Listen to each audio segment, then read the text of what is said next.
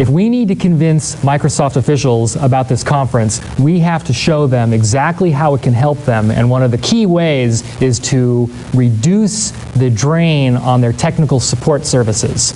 Watch. Okay, slide number 3 is going to have a chart in it, and there are 3 choices. There's these 2 right here, which are charts with text next to them, and there's this one over here that is just a chart. Now what I'd like to share with you is my rule of thumb about charts in presentations. If I were going to be delivering this presentation in person, then I would narrate it myself. But because we are going to be delivering this presentation by itself and there will be no narration, it's important to put that narration in the slide. That's why PowerPoint has these options over here of text and chart and then flipped around chart and text, and that's the one that we're going to use, is one of these. And let's put the text on the left, and it comes in like so. And first comes the headline, easing the pressure. And now for the text. All right, welcome to the first annual Rick Altman typing test.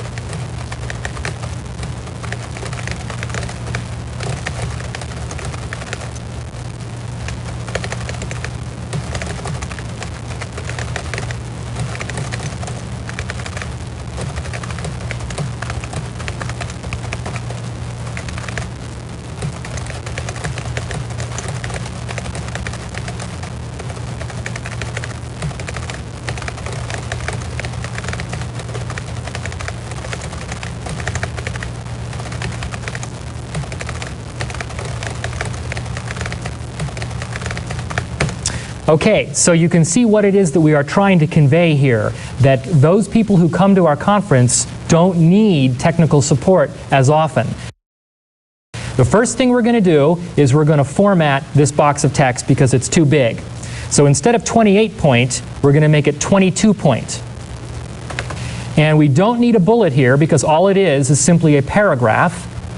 So another trip to the formatting toolbar where we can turn the bullet off, at which point we have found what could be a bug in the program, or at least a design flaw. You see what happens here. The first line goes to the beginning, but everything else is still indented as if the bullet was still there. I think that when you turn the bullet off, the indent should go away also. We have to do it ourselves. So put the cursor anywhere in the text and go up to the View menu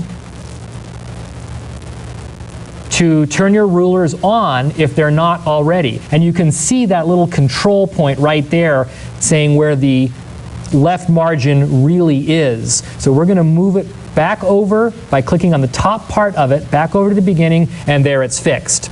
All right, so that may happen to you as well when you remove a bullet, so it's good to know about that. Now we're going to select all the text because in addition to setting it at 22 point, I also want to set the text to white. And down at the Draw toolbar on the bottom of the screen, you can see the little character A next to this thing in the flyout says font color. If we just click on it, then it becomes black, which it already is. But if we click on the little arrow, then up pops this dialog here, this little pop-up menu, where we can pick white, like so. All right, so then our text is white, and we're looking pretty good.